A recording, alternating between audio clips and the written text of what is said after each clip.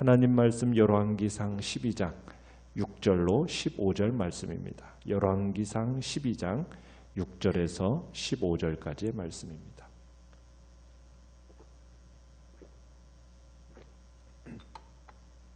열왕기상 12장 6절에서 15절까지 우리 한 목소리로 같이 읽겠습니다.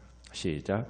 르호보암 왕이 그의 아버지 솔로몬의 생전에 그 앞에 모셨던 노인들과 의논하여 이르되 너희는 어떻게 충고하여 이 백성에게 대답하게 하겠느냐?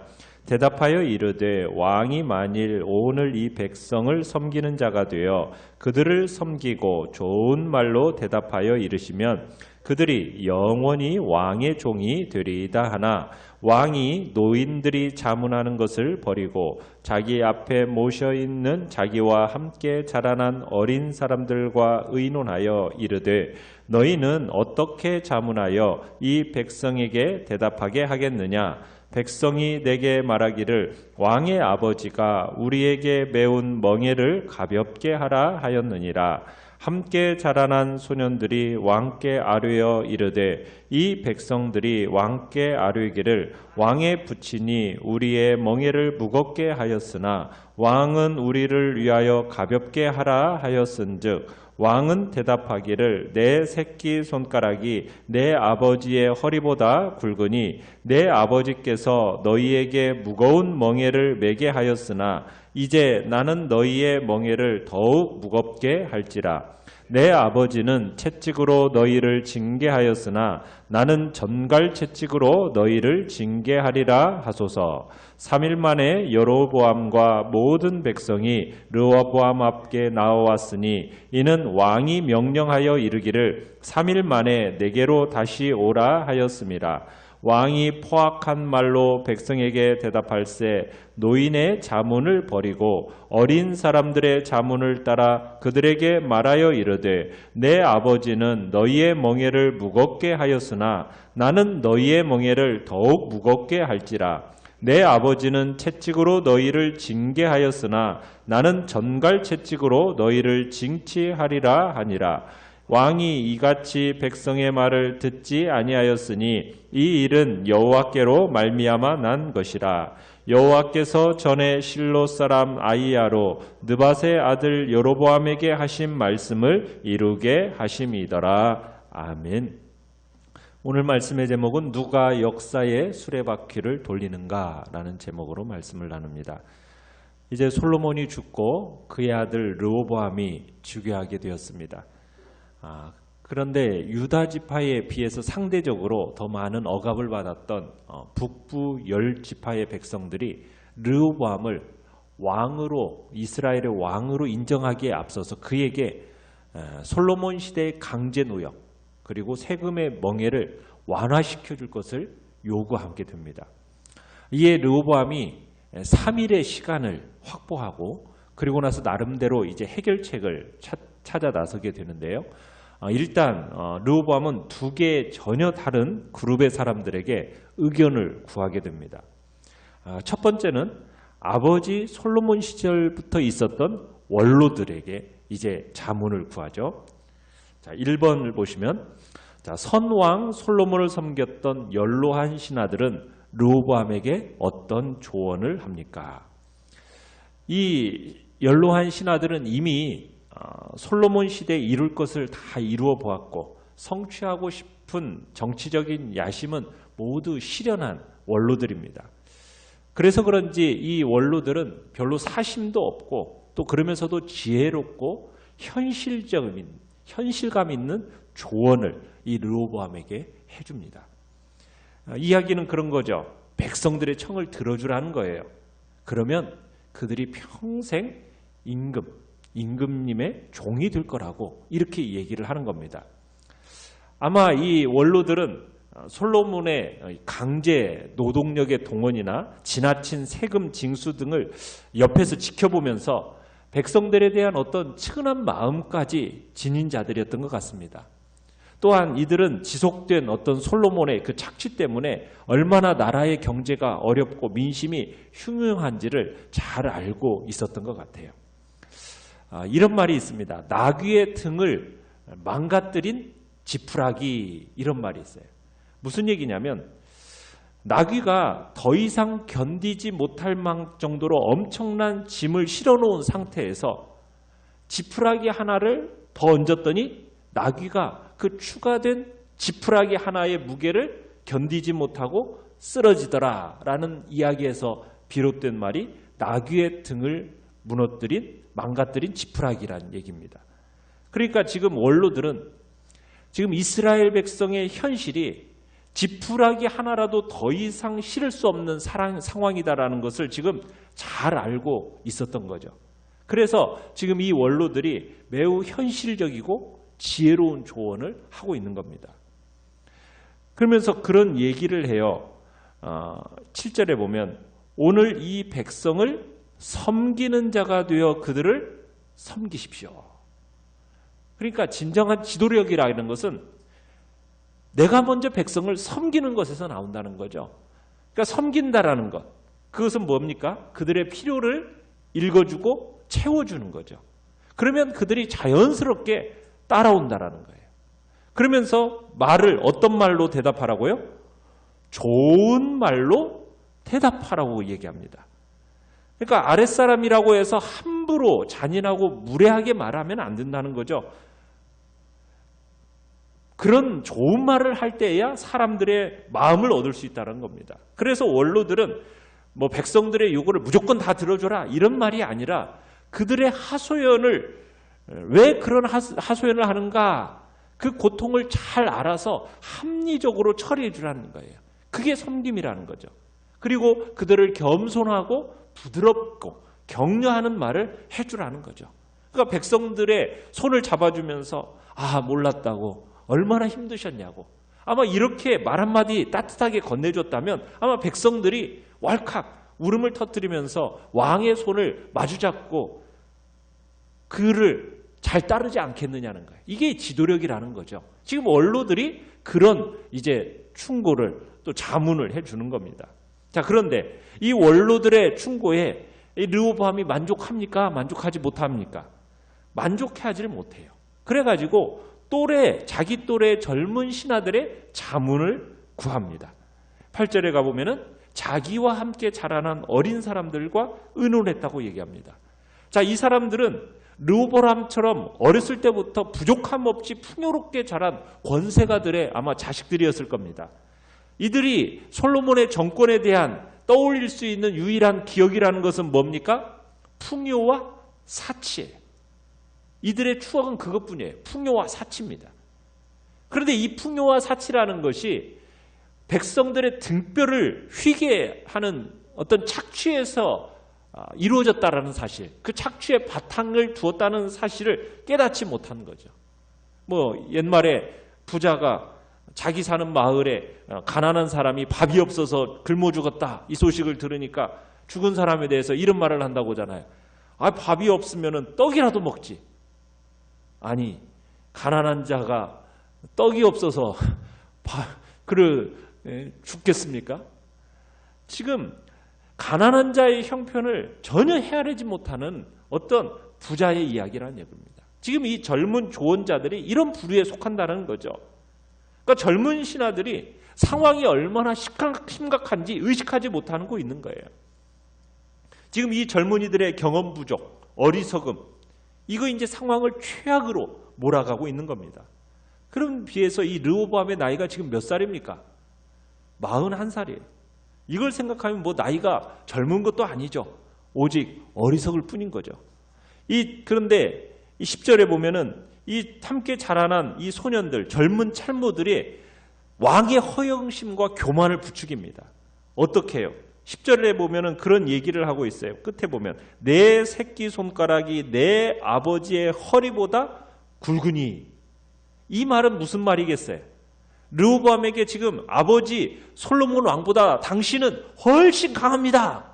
이런 의미로 지금 아첨하는 말이죠. 그러니까 어리석은 젊은 지도자 르호보암을 우쭐하게 만들어주는 이야기일 겁니다. 이런 비교의식처럼 사람을 착각에 빠지게 만들고 교만하게 만드는 것도 없어요. 비교의식처럼 동시에 자신을 비참하게 만드는 말도 없습니다. 누군가 비교하면서 당신이 저 사람보다 훨씬 나아요. 이게 사람으로 하여금 우쭐하게 만드는 거거든요. 특별히 전임자, 동료 이런 사람과 비교하면서 자신을 이렇게 올려주면은 사람이라는 것이 우쭐해져 가지고 막 마음이 들뜨게 됩니다. 그런데 경쟁의 상대를 삼아야 할 사람은 전임자도 아니고 동료도 아니에요. 누구와? 자기 자신과 자꾸 비교를 해야 되는 겁니다. 우리의 목표는 항상 누구예요? 예수 그리스도고 우리 주 하나님이시거든요. 그분의 완전하심 같이 우리도 완전하기 위해서 우리를 그분과 비교하면서 우리 스스로를 항상 겸손하게 가져야 되는 것이 우리의 모습이에요. 우리의 절대적인 기준은 예수 그리스도인 거죠. 남과 비교하는 어줍지 않은 상대적인 평가가 이 지금 지도자들을 큰 착각에 빠지게 만든 겁니다. 그러면서 젊은 신하들이 또한 솔로몬의 착취를 능가하는 강경책을 제시하고 있어요. 11절에 보면은 어떻게 제시하고 있습니까? 내가 너희에게 쓰일 명예는 나의 아버지가 지어준 것보다 훨씬 무거울 거고 만일 거부하면 나의 아버지가 채찍으로 너희를 치셨으나 나는 너희를 전갈로 칠 것이다 라고 협박하라고 그럽니다. 여러분 전갈이라는 동물이 뭐 하는 동물이에요? 피를 빨아먹는 생각만 해도 끔찍한 존재가 전갈이거든요. 그러니까 솔로몬의 채찍이 이미 가혹했는데 백성들의 피를 흘리게 했는데 이제는 그 피까지 빨아먹는 그런 전갈의 잔혹한 통치를 하게 하겠다고 이렇게 이야기하라고 협박하라는 거죠. 참 이 이야기를 듣는 백성들은 참 기가 찰 노릇이죠. 우리도 이런 말을 듣는다면 막 당장 우라가 치밀어도 오를 거 아니겠습니까? 자리를 박차고 나올 거 아니겠어요? 자, 2번을 보시면은 자, 이 백성들의 요구에 르호보암은 결국 어떤 대응책을 선택합니까? 자, 13절, 14절에 가보면은 이제 12절에는 이제 3일 만에 이제 백성들에게 약속한 시간이 지나가지고 이제 백성들의 대표를 만납니다. 그런데 원로의 충고대로 하지 않고 누구의 말을 따랐어요? 어리석은 젊은 대신들의 조언을 따르게 됩니다. 그러니까 르호보암 자신도 백성들이 지금 백성들의 불만, 그 불만이 사실이다라는 근거를 인정해 주었어요. 솔로몬 왕 때 그 과중한 부역과 세금으로 백성들이 힘들어한다라는 것도 인정했습니다. 채찍으로 다스렸다라는 것도 인정했어요. 그런데 결론은 전혀 엉뚱하게 내버렸어요. 원로들의 의견이 마음에 들지 않았던 거죠. 그러니까 사람은 자기가 듣고 싶은 것만 듣게 되어 있는 것 같아요. 그러니까 세상에 가장 지혜로웠던 솔로몬의 시대가 지나고 나면서 이제 어리석은 르호보암의 시대가 열리게 된 거죠. 자, 그런데 3번 문제를 보시면 르호보암이 백성들을 더욱 강력하게 압제하기로 결정하게 된 배후에는 누구의 뜻이 있었습니까? 자, 15절을 보시면 왕이 이같이 백성의 말을 듣지 아니하였으니 이 일은 누구로 말미암아? 여호와께로 말미암아 난 것이라 하였습니다. 여러분 이 말씀에서 이스라엘의 왕국 분열의 원인은 어디에 있는지를 잘 보여주고 있어요. 왕이 이같이 백성의 말을 듣지 아니하였다. 이 말 속에서 이스라엘의 왕국의 분열의 역사는 그 분열의 역사의 가장 직접적이고 표면적인 원인, 그것은 누구입니까?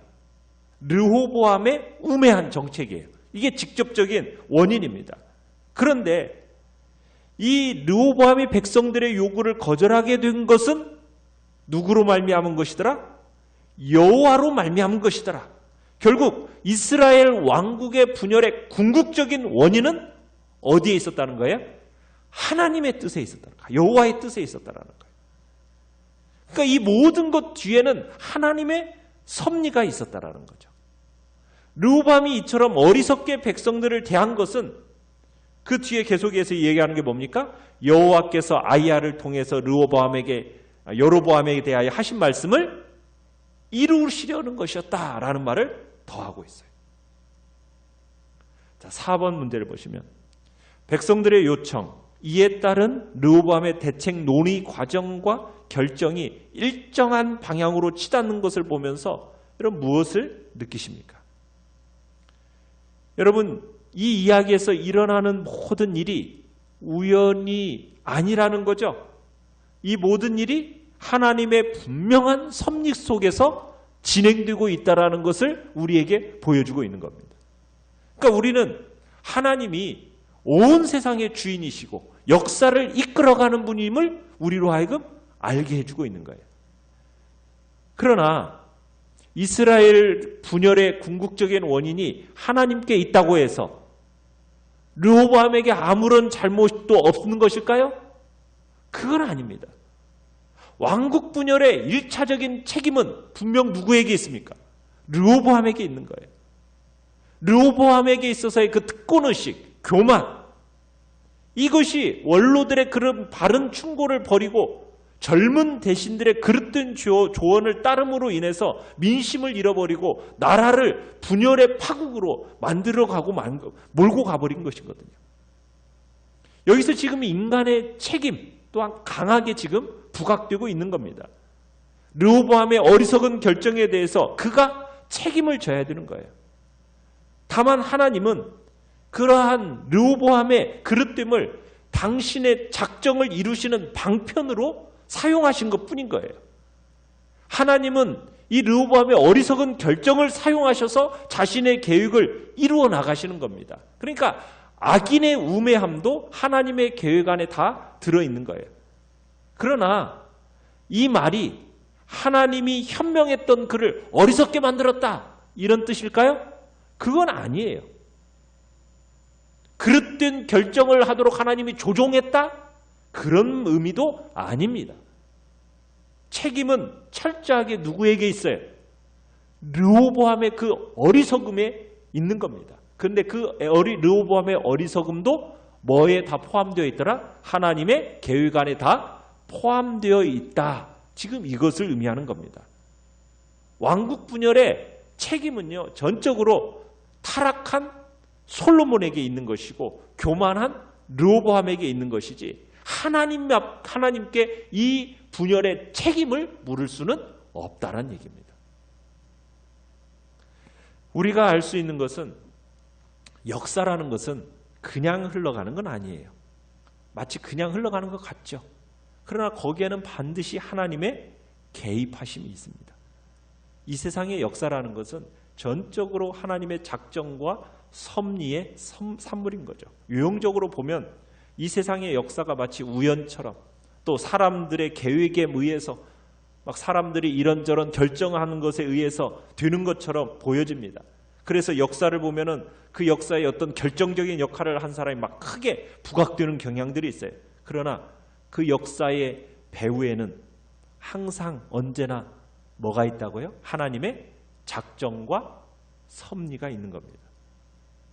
그러한 의미에서 역사는 어떻게 보면 하나님의 작정과 섭리의 실현장이자 어떻게 보면 기록이라고 할 수가 있습니다. 우리가 역사를 어떤 눈으로 볼 수 있어야 됩니까? 신앙의 눈으로 보고 하나님의 섭리와 작정을 볼 수 있어야 됩니다.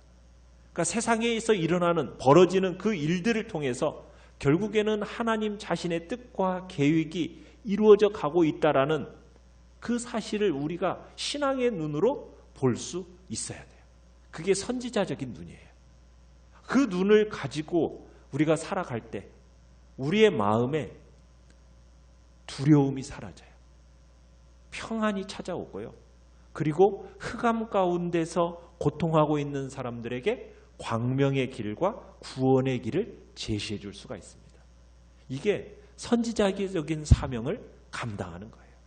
그래서 우리는 하나님이 이 땅을 다스리고 통치하신다라는 그 섭리와 작정에 하나님의 이 모든 계획 안에서 이루어져 간다라는 것을 신앙의 눈으로 볼 수 있는 눈이 열려져야 되는 거죠. 하나님이 우리를 이 세상에 세우신 것은 바로 이 사명을 감당하도록 하기 위해서 세우신 겁니다. 코로나19 바이러스 이 사태 속에서 흘러가는 이 역사와 시대를 우리는 하나님의 관점으로 볼 수 있는 눈을 우리는 또한 가져야 되는 거예요. 그럴 때 우리가 이것에 너무 과도하게 두려움 속에 빠져서 살지 않을 수 있고요. 그리고 이 속에서 역사하신 하나님의 뜻이 어디를 향하여 가고 있는지를 우리는 분별하면서 사람들에게 복된 길, 그리고 광명의 길, 또 지혜로운 길을 제시해 줄 수 있게 되는 겁니다. 5번을 보시면은 나는 하나님이 역사의 주관자이시며 내 삶의 주인이심을 얼마나 인정하고 사는가 한번 돌아보시길 바랍니다. 지금은 쓸데없는 일을 하는 것처럼 보여도 무의미한 시간을 보내는 것 같아도 내가 왜 이런 상황 속에 있어야 하는지 알 수 없어도 그것이 하나님의 계획 가운데 일부임을 나는 얼마나 신뢰하고 있는가. 우리는 그 하나님에 대한 신뢰 속에서 오늘도 믿음으로 살아가시길 간절히 바랍니다. 오늘의 기도 같이 한번 읽겠습니다. 시작. 삶에서 벌어지는 작은 일 하나까지도 하나님의 통치가 미침을 깨닫고 아무리 힘들더라도 인내하며 하나님의 뜻이 성취되는 것을 믿음으로 지켜보게 하소서. 아멘. 오늘 말씀을 생각하면서 기도하시고요. 연약한 우리의 지체들을 위해서 기도하시며 이 시대를 읽어낼 수 있는 눈을 허락하여 달라고, 그리고 사람들에게 참으로 하나님의 뜻과 계획을 전달하는 복된 길을 통로로 우리를 사용하여 달라고, 연약한 지체들을 강건케 하여 달라고 우리 합심해서 같이 기도하겠습니다. 주여 외칩니다. 주여, 주여. 하나님 말씀 열왕기상 12장